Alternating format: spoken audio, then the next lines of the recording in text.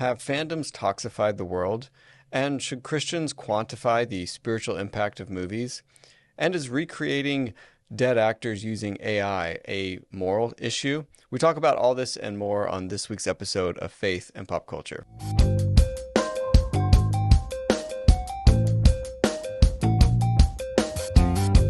Hey, well, what is up, everyone? Welcome to episode number 34 of the Faith and Pop Culture Podcast. It is me, your host, Daniel, and I am joined at the desk, as I always am, by the house that gives out apples on Halloween to my poor, unsuspecting trick-or-treater, Mr. Samuel David Camp. What is up? Not too much, Daniel. Have you ever given out apples on? No, because I'm not a monster. I know. I do enjoy a good apple from time to time. But Did you ever hear, like, growing up, was it like, you know, there would be, like, needles in apples, or, like, there was always stories of, like, just these... Oh, yeah, you always heard, like, you know... I just was going to bite into this apple innocently, and there was a razor blade.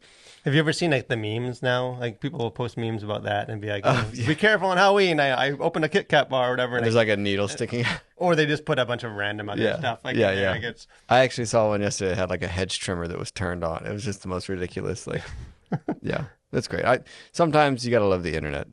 Yeah, I know. It does deliver on occasion. What the internet takes away, it also gives from time to time. Speaking of things that we are being given, gifts, it seems. There's a lot for us to get into this week. I think some interesting topic stories.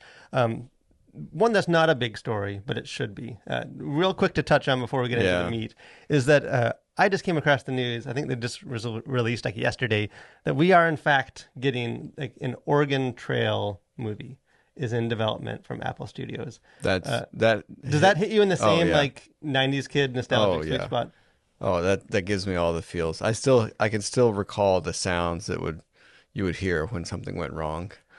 Like, I don't know if you remember, like the little song that would play when someone got dysentery your mom just, died from some disease, like or yellow fever or whatever it was. I mean, like kids, like we're both parents. Not to sound like we're these old, old timers, but like as people that have young kids, like they will never appreciate just the joy of like computers class at school. We had these massive big computers you had to work on. Yeah. And like the days when it's like, you know what, like we're just gonna play Oregon Trail today. It's like the one, that and like Yukon or some a couple of games you had to preloaded on those things, and like man, the Oregon Trail, like it just doesn't get better. Like that's when video games peaked. Was the Oregon Trail. That's the golden age. Like that game in particular. Is for sure, 100%. So you just overhunt the prairies because it's fun. It's like you've hit, you've got 1,000 pounds of meat. That's more than enough. Yeah, but they're still coming.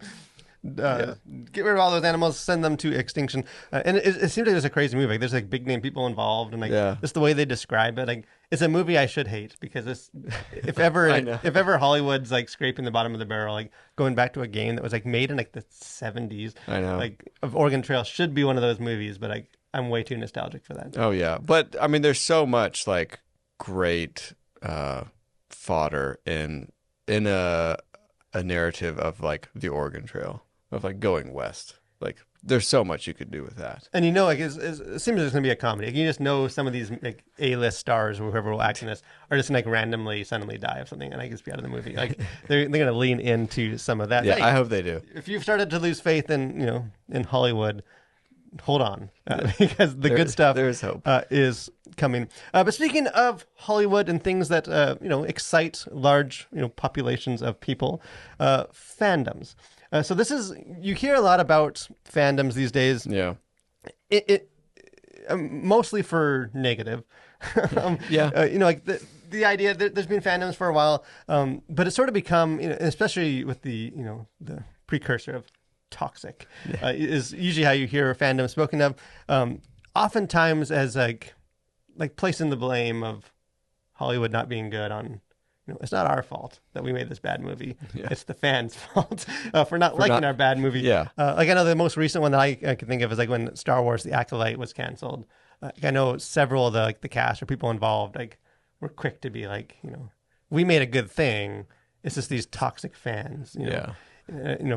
Ignoring the fact that like, even the non-toxic fans apparently did not stream it because very few fans, if any, streamed that one. Yeah. And so.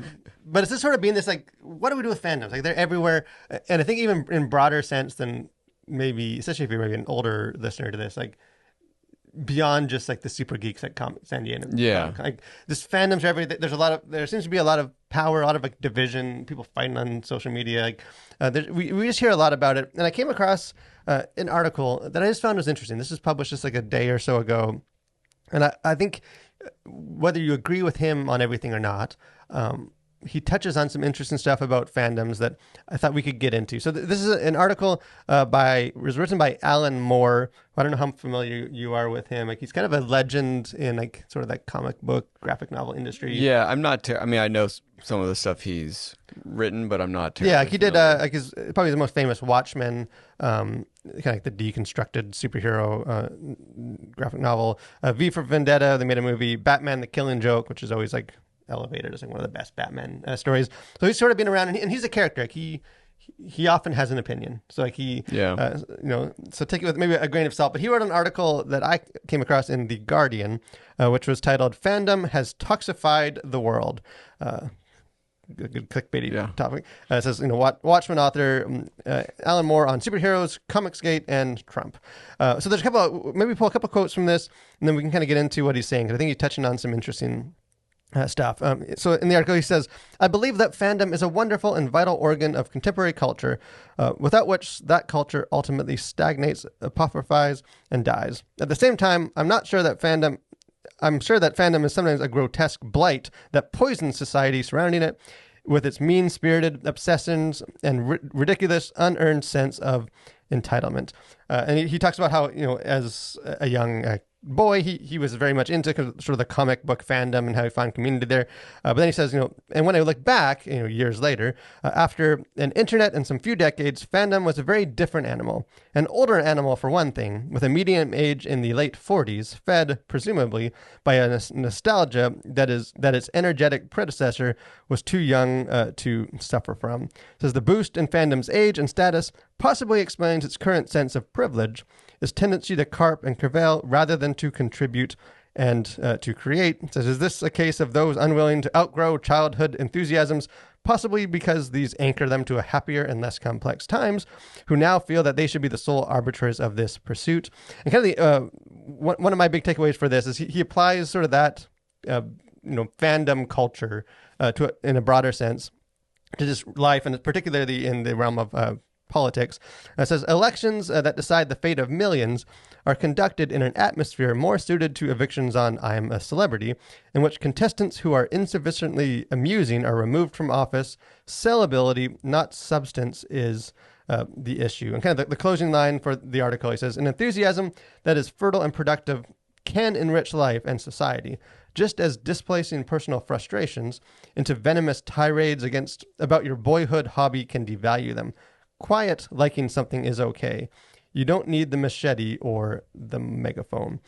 So we both read this article, and I think it's interesting because in some sense he's reflecting on just like fandoms, like sort of very much like rooted in pop culture and entertainment and the stories and the identity and sort of how that's how that's influenced just people growing up today. But then he also touches this on like sort of this chicken and the egg thing of like, are fandoms today sort of these toxic, very politicized thing because of sort of the wider context of how we are in politics and we're divided? Or like, is it also true that like politics and some of those kind of outside of the geekdom are the way they are and very toxic and divisive, and like because they're reflecting sort of this fandom culture that has been kind of brewing for several decades? But what are your like initial takeaways from his? I mean, I think I feel like there's a bit of a confluence of a lot of different things happening, and I think it'd be really hard to sort of pin it down on one particular thing. I mean, I think one, obviously the internet is a big driver of both the good and the bad of fandoms, whether they're really cool things can happen, but also really toxic things can happen, and certainly social media.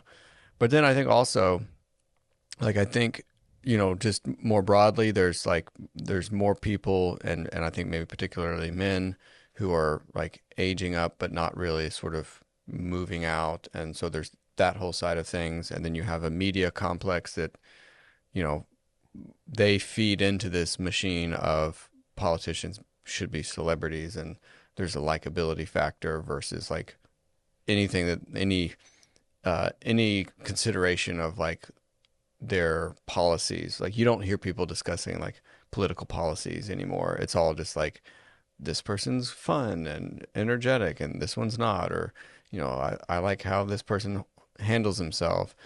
And so yes, it's like, so I just think it's all of these different things kind of coming together where you have to unravel, I think, a lot of different things to try and get down at the heart of this. Because I think it's both like people feeling a lost sense of purpose. Like I think we are the most purposeless time, I think, because many people just, whether it's their careers or their families, they just, a lot of the traditional things that I think people have found purpose in, there's not.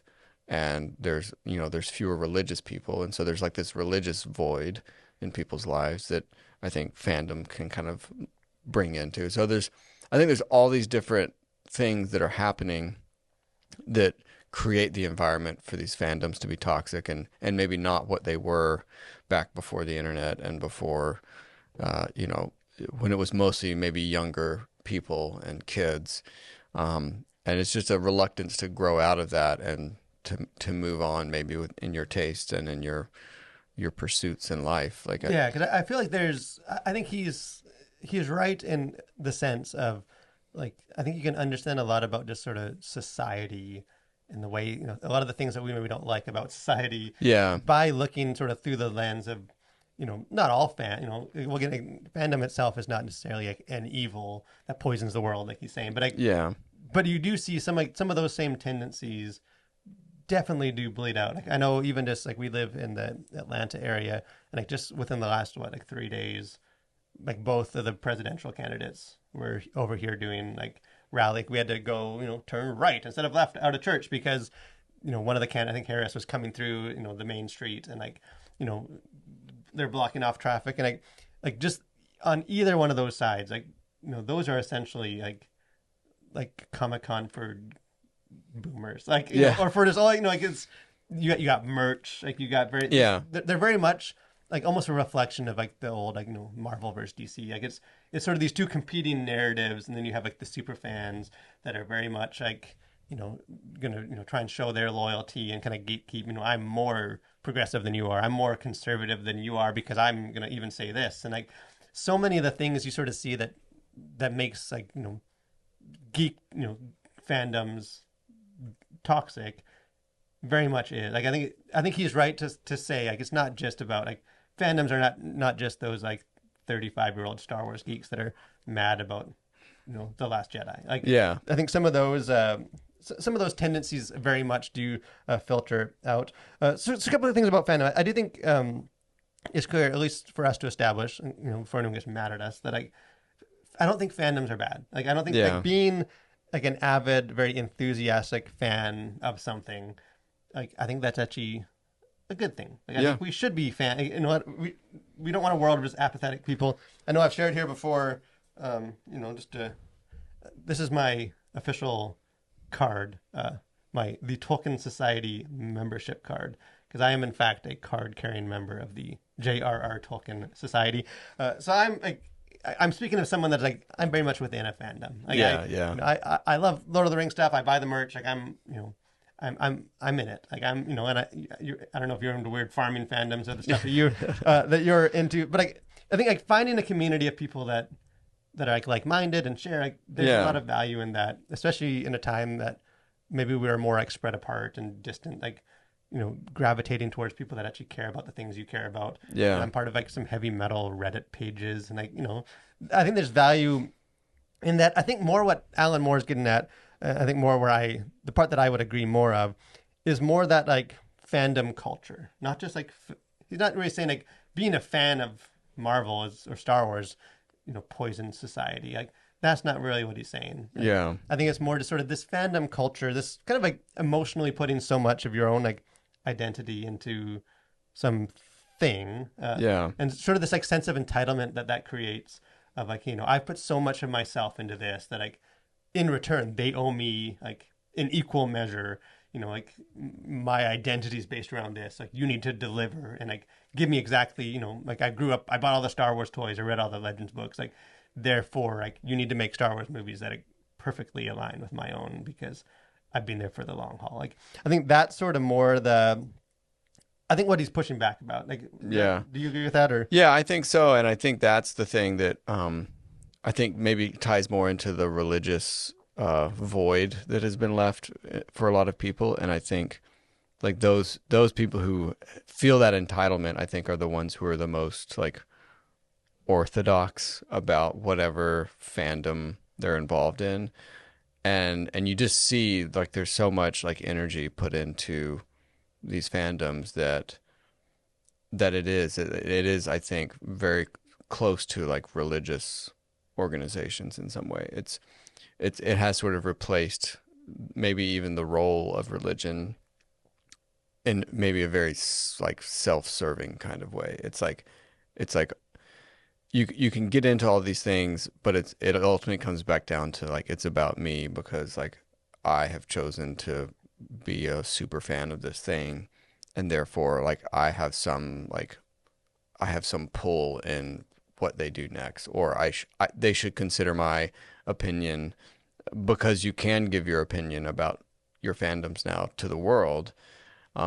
It does create. I think that's where it starts to get toxic is when you start to say like, yeah, this, you owe this to me, or like because I've been a fan since the beginning, or because I've done the most fan things, then I feel my opinion about, your next movie should be weighted heavier than it is, and so it creates some really weird and I do think toxic atmospheres. Yeah, and I think you're right. And we've talked about this before. Like, in many ways, fandoms become these like quasi-religious communities. Like, Yeah. not in like a very like explicit sense of like you go to the Church of Marvel or something. No. But in the sense that like, there is this need to like direct our enthusiasm or reverence or whatever, like, Yeah. our like, innate desire to worship like, towards something, and then like sort of establish a community around that. Like you have Yeah. sort of the prophets, the teacher, the gurus and stuff that within all these communities, and like you have sort of the sacred text, the orthodoxy, and Yeah. you sort of even see that with like in my own fandom of like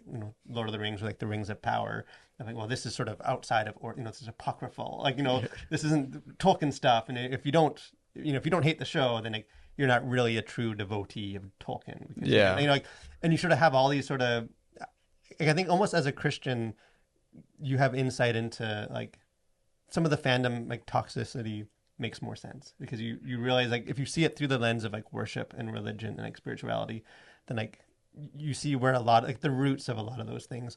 So it's an interesting article. We'll link that in the description below, because even if you don't agree with with him on this particular thing, I do think he's at least asking some interesting questions, and I think kind of bringing in that fandom discussion to look at the rest of the world, I think can be valuable. But speaking of someone else that had some interesting stuff to say as a storyteller, I actually had the opportunity to chat with director Andrew Kightlinger, who just directed a movie which, as this podcast releases, comes out on the weekend on Friday, Lost on a Mountain in Maine. Kind of like a survival family story about a kid that is like on a mountain hiking and a storm comes and he gets separated from his family, and he's like on a mountain for like 9 days and has to like walk barefoot over like 800 miles. And like, it's a really good movie. I enjoyed it. It wasn't like on my radar.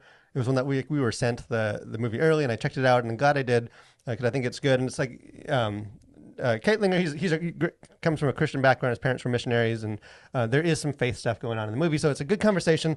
But I thought we'd play a clip, and then we're going to get into because I think he raises some interesting stuff. But kind of this is one of the last questions I asked him. It was just sort of like, hey, beyond box office and good reviews and all that kind of stuff, like kind of what do you hope people take away, from having seen this movie? So check out the clip. Thank you for asking this question, because for me, this is like the be all end all. My goal, and I said this from the minute I read the script and interviewed for this, my goal with any movie, I feel that movies can redeem people in a way. And I don't mean that even religiously. I just mean just in general, like in a human way.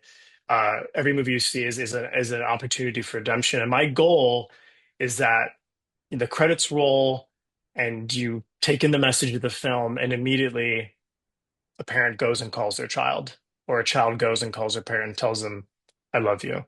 And that's happened already. I've had people come to me and say, I was overcome and I had to immediately call my kid. And to me, that is why I made the film. That's why people should go see the film. So I really enjoyed I thought he was just a really good guy. Yeah, it was a great interview. I encourage everyone to check out the full interview. We'll have Yeah, we'll link that our... below or in the show notes as well. Check out the full interview. But I wanted to get into sort of one of the things he said, because even after we recorded that interview in the parking lot of our studio, we sort of started talking about this. Okay, let's stop the conversation. Put a pin in that because we need fodder for our podcast episode. And that was the kind of the quote he said near the end, where he says, "Movies can redeem people in a way," and I don't mean that religiously. I just mean in general, in a human way. Every movie you see is an opportunity for redemption. I thought it was just an interesting quote.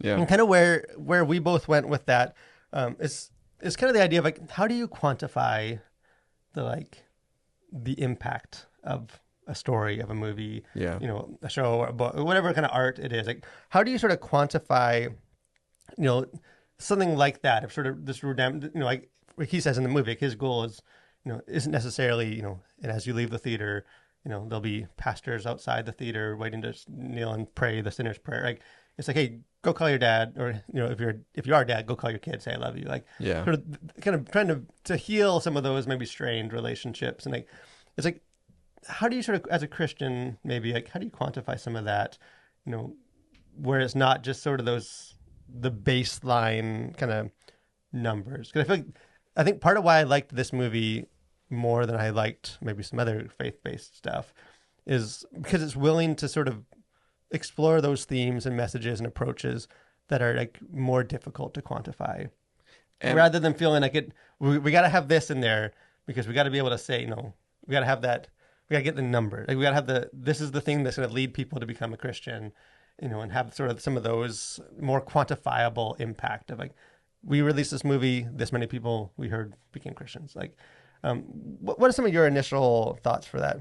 Yeah, I think in some ways you can tell like this is a movie that's again, I have not seen the movie, but just based on the conversation, you didn't have like a church or like a quasi church organization involved in the making of this movie, because those sort of like heavy-handed preachy moments were seemingly absent. And I think it comes from a good place to sort of be like, hey, if we're Christians making movies, then, we've got to get the whole gospel in there every time. And, we've got to hit these certain marks on like the, Christian side of things for us to feel good that like, hey, our movie is having an impact because, X amount of people prayed the sinner's prayer afterwards, or whatever you choose to quantify. And I think the problem with that, though, is that the church has maybe placed too much emphasis on the quantification of things that are like outside the normal church stuff. So, and even stuff inside the church as well. But I think there's a real impulse that I don't know that it's always good to like want to be able to say, here are the numbers on whatever endeavor we did. I think it's good to measure things, but I don't know that it's necessarily biblical.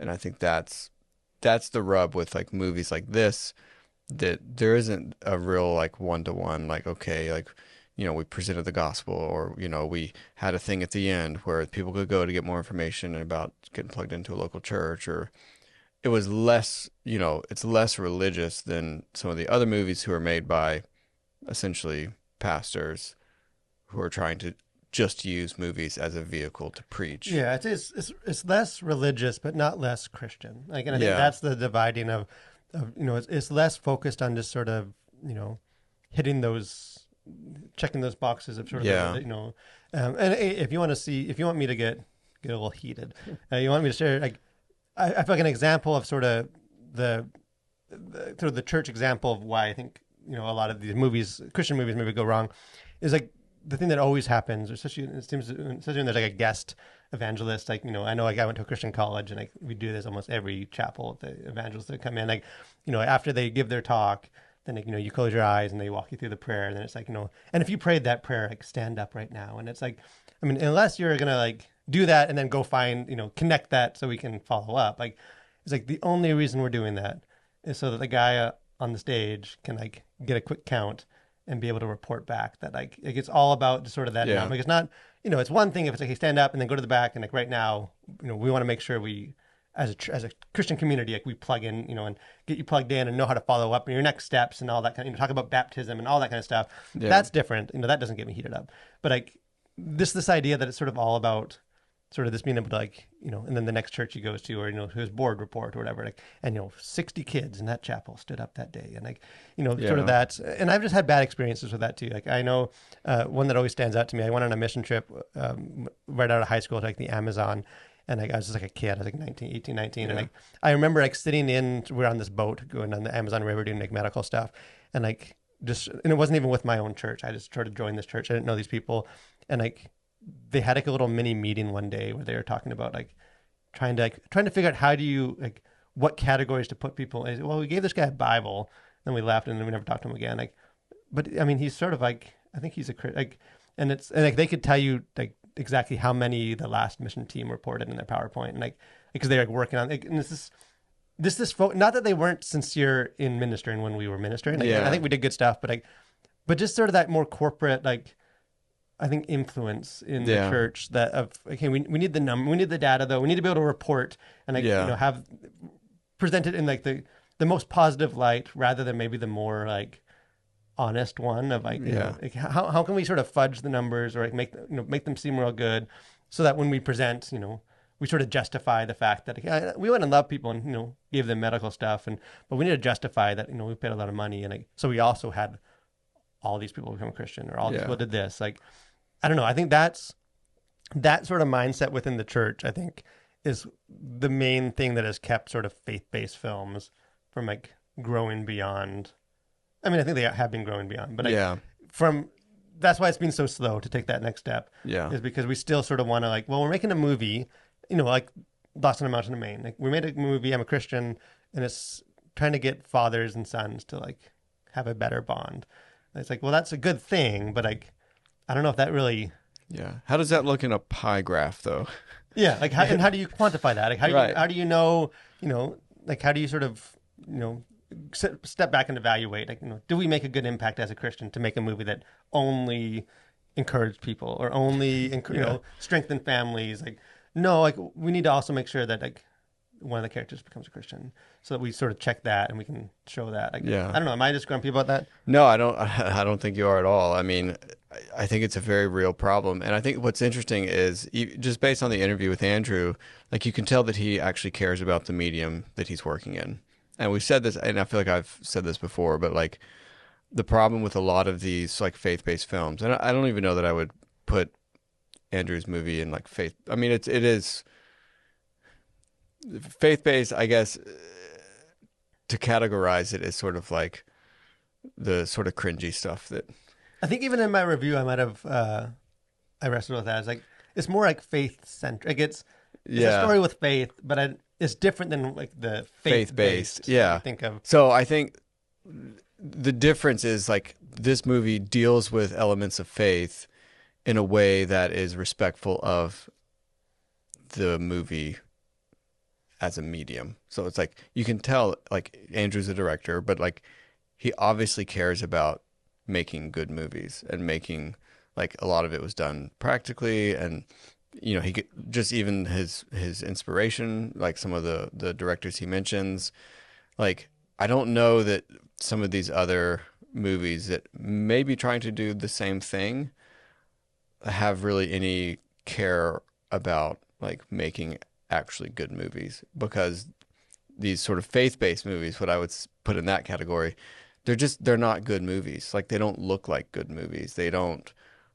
play like good movies. They play like sort of a really bad movie that has a strong message. And so it's like they're worlds apart. And I think bottom line, we need more movies like and I think Lost on a Mountain in Maine and less. And maybe to give my surprising support behind some of those filmmakers, sometimes I think they are entirely to blame for that. Like they're not filmmakers, they're preachers that are just using the medium of film.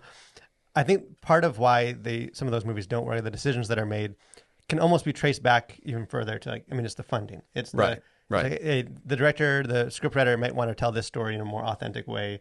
But I mean, like, to get Christians to invest money in a movie, you know, it's easier to get them to invest of like, hey, this is going to share the gospel. This is going to make Christians. Yeah. Than it is to like, hey, this is to encourage a father to tell his kid he loves him. It's like, well, that's a good thing to do, but I don't know if I want to commit my money to that. Like, is that really justify it being a Christian movie? Does it have sort of the kingdom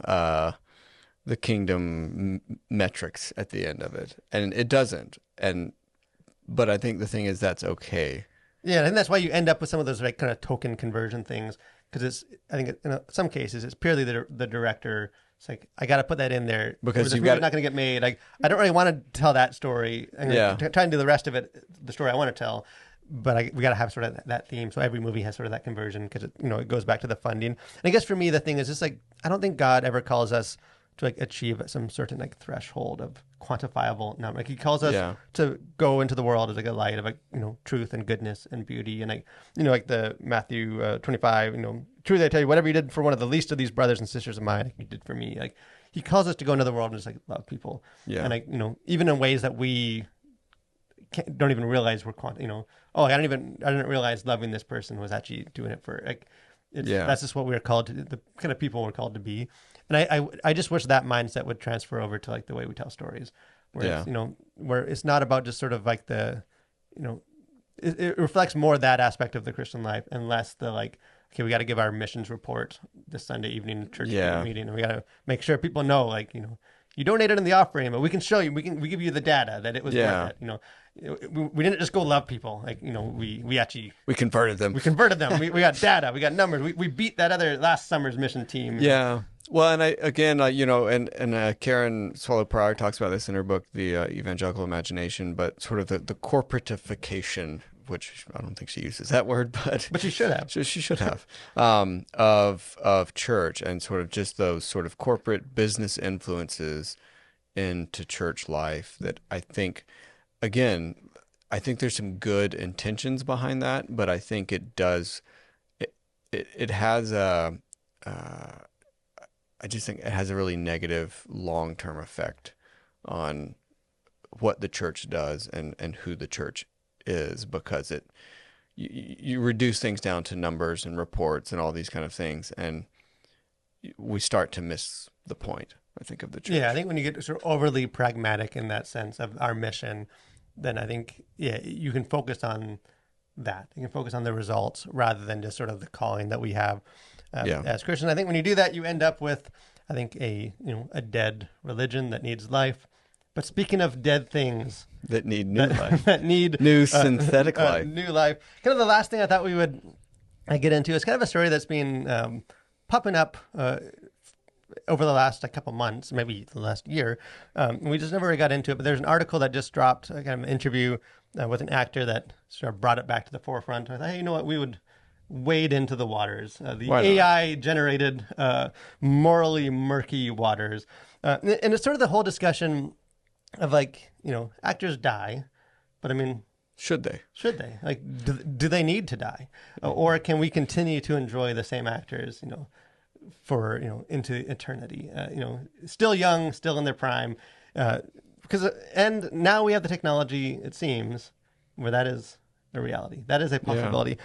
So kind of there's this thing that's been going on since, as the technology has advanced, to sort of use AI, use different, whatever they call that now, like the face, what's the terminology? It's slipping my mind. Like, where you can like, even if it's like a real actor, but you like take sort of AI and stuff, and you kind of slap the guy's face onto some. Well, there's like the de-aging stuff, but then there's the deep fake the deep fakes, where it's, and it still kind of moves with them, but it's the other face, and kind of like the big. I don't know if it was necessarily the first one. I think there was some, even Marvel did it before, maybe, but kind of the big one that the original was like Peter Cushing, who died decades ago.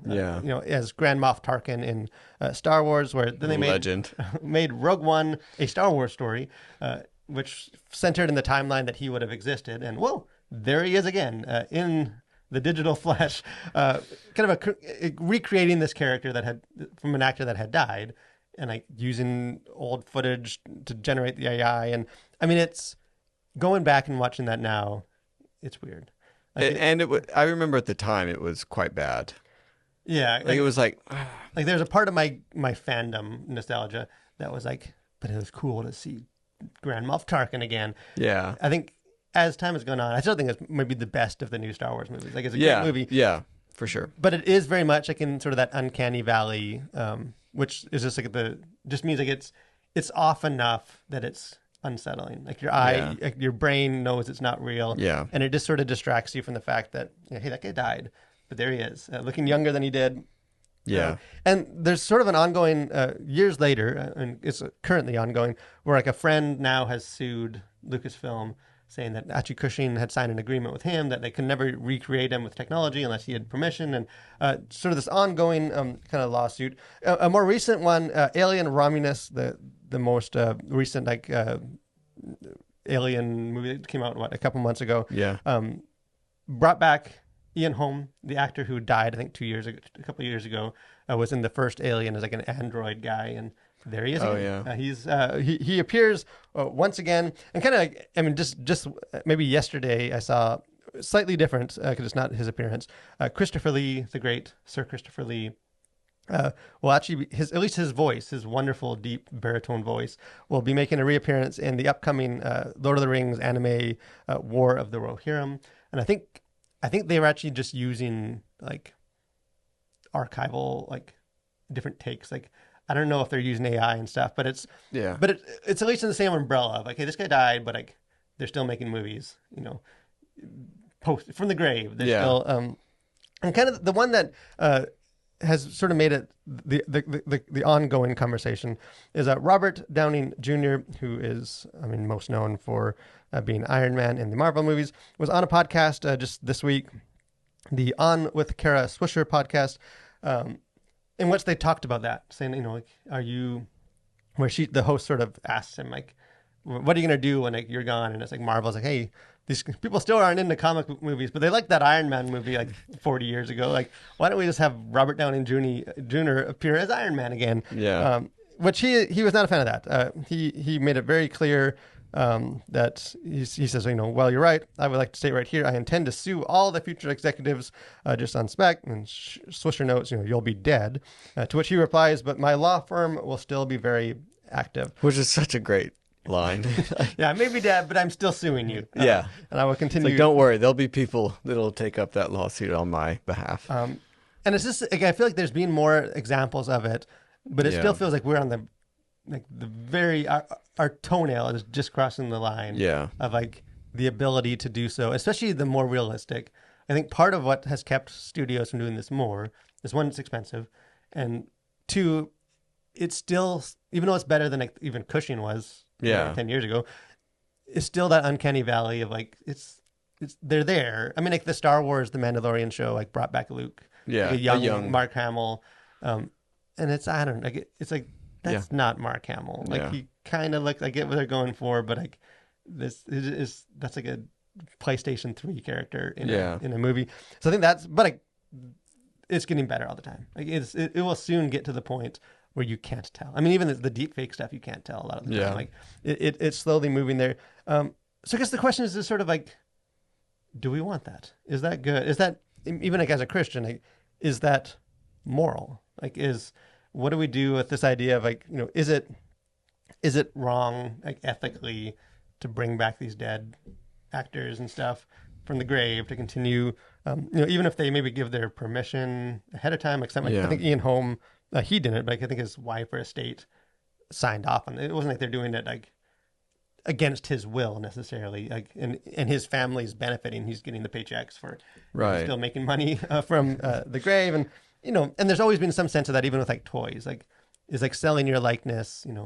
Like if you're Carrie Fisher, you make the movie, you get paid for your likeness. They make a Carrie Fisher Pez dispenser or like a toy, and you're still, that's your face. They're making money off of it. Like, is that a whole lot even different than like, well, we have this character's likeness, and now we can put you in other movies, and and even just again, as a faith and pop culture podcast, like, is there a sense of like playing God with this, of like, we have the power over life and death? But what is are you weirded up with this? Are you're usually more positive with the AI stuff than I am. So Yeah, you maybe, but I think in this case, I would probably be very much against it.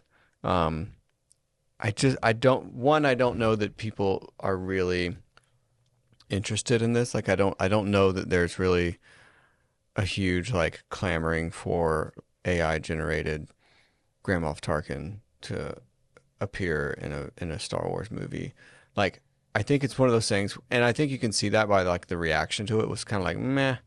Like, one, it wasn't all that great, or even the more recent with young Luke in the whatever was it the Yeah, Mandalorian that he was Mandalorian. in.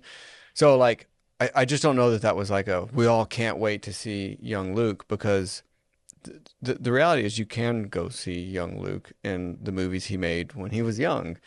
And so I just don't know that there's like I know studio executives would, I feel like maybe they're the ones that are super interested in doing this kind of stuff, but I don't know that, like, going back to fandoms, I don't know how many people are really like clamoring for this, because again, like, even though, yeah, it's cool to see and it's kind of an interesting thing, it's still not that person. And I do think you get into some moral gray areas, because unlike a toy, you're now like you're this person is essentially acting on behalf of what we think they would have done in this performance based on what we know about them, but it's not them. Yeah, like they're speaking line. Like they'll be, especially when you can't tell the difference in 20 years. Like Yeah, they'll be having said things, made creative choices right. that you don't necessarily know. I do wonder though, like if some of the idea that people aren't interested in it, if some of that is maybe just because it's not as good yet. But like It could be. like you wonder, like in 20 years or something, it's like Lucasfilm is trying to get out of bankruptcy because they can't make a good Star Wars movie, and everyone tuned off, and it's like, you know what, like we're gonna all that new stuff we made, like forget it, scratch it. That's legends now. That's this sort of myth. Like we're gonna go back and make Episode 7 again with sort of the prime Luke, prime Han, Leia, and they're gonna interact, and they're gonna look Yeah. just like them, and we're gonna be able to tell these new Star Wars and what happened after the fact. And like I feel like in a world where that looked indistinguishable from real actors, which I think maybe we'll get to in our own lifetime. Maybe. Like you just wonder if there'll be a sense of like, well, like, if you remove the weirdness of like, they kind of move weird and their eyes are weird, and like you can very clearly tell that's not a real guy. I mean, one, because I know he's dead, but like two, just because he doesn't look like a real person. He's sort of glossy. Like I don't know. I feel like the temptation for, and I think some of it goes back to the conversation on fandoms of like, just we've grown up, and not that we need to grow out of our enthusiasms, but like it's hard to let go of the things that we, Yeah. like it's hard to The things that you grew up on have a kind of a hold on you, I think. yeah, like for me, like Star Wars, they can make good Star. Hopefully, they start making good Star Wars stuff. Like but like it'll Star never- Wars for me will always be Yeah. the original, Leia, like the holy trinity of Star Wars. Like, Yeah. that's always going to be, and like this idea that like, if, they can make new Star Wars movies that still reflect what I as Yeah. a child recaptured some of that. Like, I feel like there's going to be the temptation to do that, and I think even like the willingness to like, oh, that we can make a new Lord of the Rings, because they're making new Lord of the Rings Yeah. movies. But what if they did that with the actors that actually looked like they did back in Yeah. I don't know. I feel like that's going to be a hard genie to put back.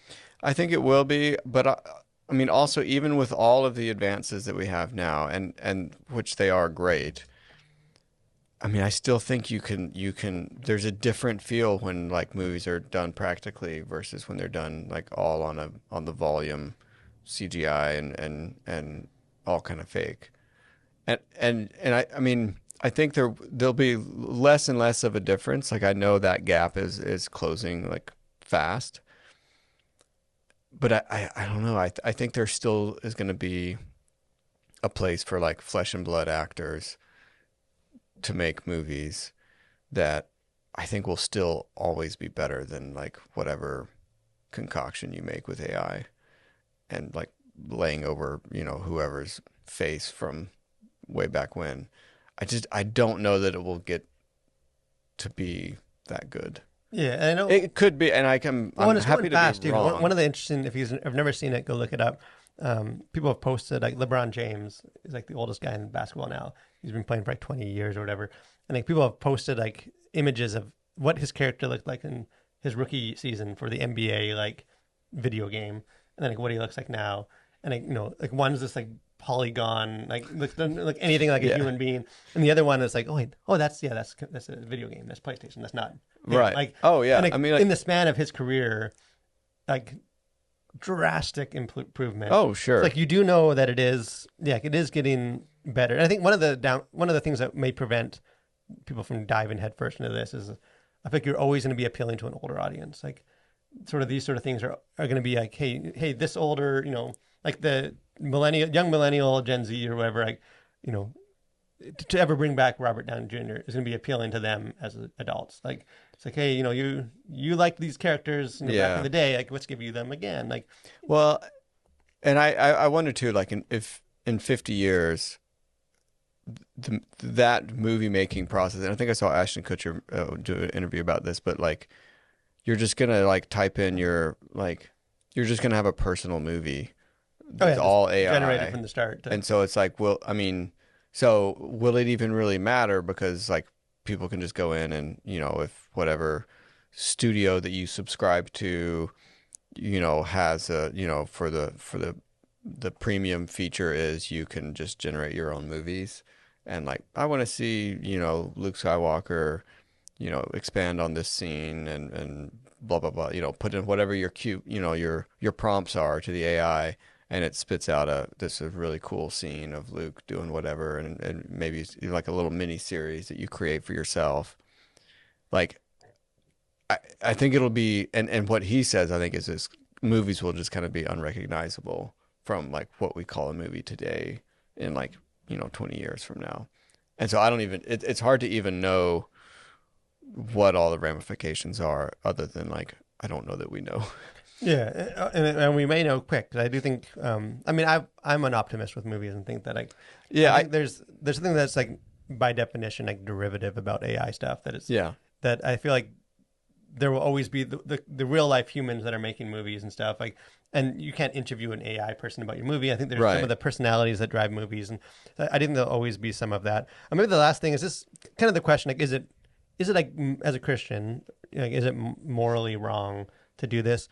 I don't know if you can make that case. Like, I think it's like, especially if it's like, I mean, it could be wrong if you didn't give permission, and well, sure, yeah. And then one day the AI generated Sam and the Faith and Pop Culture podcast season 68. I show up to the studio and it's like, where are you guys at? It's like, oh, we've replaced you. Yeah, like like that I can see as morally wrong.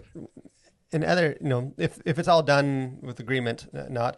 But I do think there is something that is questionable, and as a Christian, and I think this is sort of that idea of, I think the desire to have this sort of, recreating dead people or old people into young people is driven by sort of this like heavy nostalgia. Like, it's like kind of fountain of youth drive of just like, I think, an inability for people to like just accept mortality. And like, the fact that like childhood things and all things pass away. Like, the verse that came to mind was this Ecclesiastes 3, there's a time for everything. This idea that God created the world with rhythms, and one of those rhythms is life and death. And, and like, and that's okay. Like, there's beauty in all those sort of, seasons. Even the trees go through that rhythm every year. Like, that's part of God's design. And I think whether it's like unbiblical, I don't know, to like, recreate Robert Downey Jr. 50 years ago, but I do think it is icky, at least. Yeah. Like, like, I think it's okay for people to let things die and let things fade away, and like accept that, like, hey, I loved Harrison Ford. And like, he made a lot of good movies, and he's the man. He's still the man, even though he's like 80 something. Yeah. But like, in 20 years, he's probably not going to be alive anymore. And I'm okay with not having more Harrison Ford movies. Like, I got some good ones, and I can watch those. And like, there's new actors that are maybe the next Harrison Ford for my kids' generation. And like, there's something healthy about that I think we lose when there's this obsession of like, keep everything the same. Nothing can change. Everyone needs to still look young. I think that it's a really weird thing, I think, to and again, it kind of goes back to the control and everything too, like just wanting to keep everything like it was when you first experienced it, when you were 10 or 12 or whatever. And I think that, but the beauty of movies is you can go back and revisit your favorite actors in their prime in your favorite movies. Like, you can, like, there's no limit to how many times you can watch, A New Hope or whatever. And I think that's the thing, like, if you want to see your favorite actor when they were young, like, well, go watch them in one of the, and it's like, those are all there to be watched and to be enjoyed in perpetuity. Like you can do that forever. And I just think that is going to be, I feel like even more rewarding as an audience than some AI generated young version of your favorite actor in a movie that they may not have ever given their permissions to be in. Like whether or not they are okay with using an AI generated like visage of themselves or not. Like it's just we'll know that it's not them. And I just think it will never be the same as like when they were young. Yeah, and I just wonder when the movies. novelty will wear off. Like it's kind of cool as a Star Wars fan to see a young Luke. Yeah. Even after we've had some of these examples, I think people are sort of like, but like, did we need him in this story? Like, do we need? Right. Do we? It's kind of fun for a moment. At least for now, I think it's still very much a party trick. Yeah. And I don't. When that will stop being a party trick, I don't know. And will it be worth viewing? I'm not sure. So we'll see. I have my doubts. I feel like this is going to be a conversation that continues and it's going to change, especially with some of these like lawsuits and things, and just as the industry tries to itself figure out whether we need to do this. But speaking of movies that may or may not have some AI recreation of dead actors, the next segment of this podcast we have out now and coming soon. So kind of the big movie that is out now is Venom: The Last Dance. And oh boy, let me just tell you, like, this, not a good movie. I had low expectations for this movie, and those expectations were met. They were not low enough. Yeah, I don't know, like this, and I know it's like there's different studios that make movies and comic book movies and stuff, and there'll be good ones and all that kind of stuff. But like watching this movie very much hit home to me. Like maybe we're just sort of done with comic book movies, like. Or should be. Or at least the amount we're getting. And yeah. It's just like, this is, like I called, in my review, I sort of say, we've sort of call entertainment not like content. It's not art, it's just sort of content to be consumed. Like this movie to me is like the epitome of just content. A movie that's content. It's just, yeah. It's not good.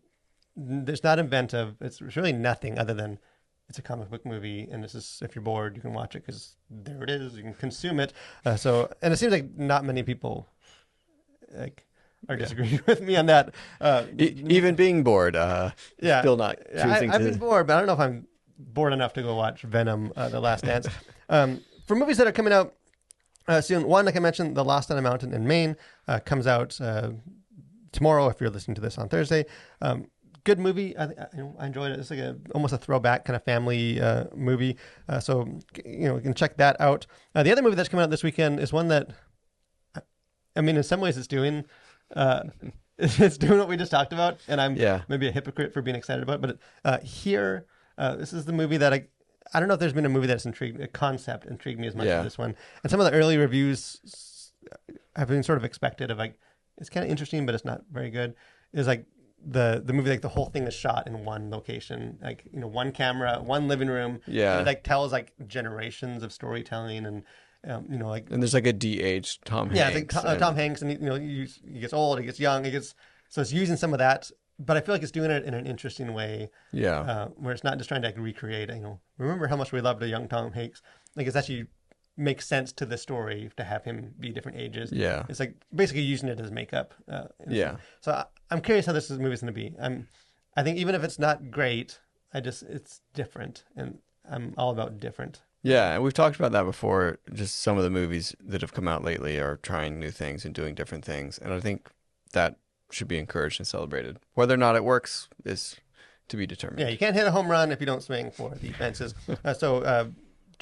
Check out my review on that. Also mention a Bonhoeffer movie is coming out at the end of November, but I've had the chance to see it. I think November 1st, the embargo drops, so I can release my review for it. I thought it was really good. So stay tuned for my review for that if you're interested in that from Angel Studios. But something I know you're interested in. I know particularly you had trouble sleeping last night. I did. You knew it was my turn for this last segment of the podcast. I can hardly wait. And that is things we like that you should like too.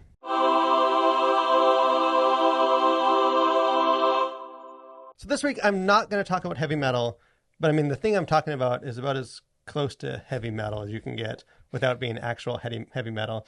And that is the video game Gauntlet Legends. Legendary video game. For those of you, especially old school people, like this started as like an arcade, kind of a classic 4-player. You choose like if you're a warrior or like a archer or whatever, and like you just hack and slash your way through endless seas of bad guys. Like me and my brother, I mean, we beat this game so many times. We had it on like the old N64. I know it's been on different platforms, but like you don't even need to push like the swing your weapon button. Like you literally just point your character towards these bad guys, and they start hacking through these guys. And like it's not like blood or anything, but like and you just go through these stages, and it is one of the greatest games ever made.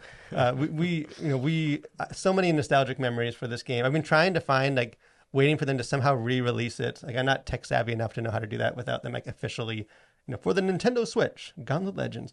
Because I'd love to play this with my kids. Because it's you're working as a team, and like you gotta like if you're dying, but then someone else goes and steals all the health, and you get mad at them, and like it's just like so many great memories with me and my brother and like our cousins, some of our friends, like playing just hours and hours through this game. Have you ever? No, this is the first I've heard of it. Once we're done recording, I'm going to show you some clips. Okay. This game is if you have an old N64, don't you? Can you just? Well, my brother has it. So I took the Super Nintendo. He took the N64. We divided the retro system. Yeah, I see. So I need to somehow just. Well, you get on eBay. There's always N64s on there. You could go that route. You just don't know if anyone would want to part with their Gauntlet Legends game.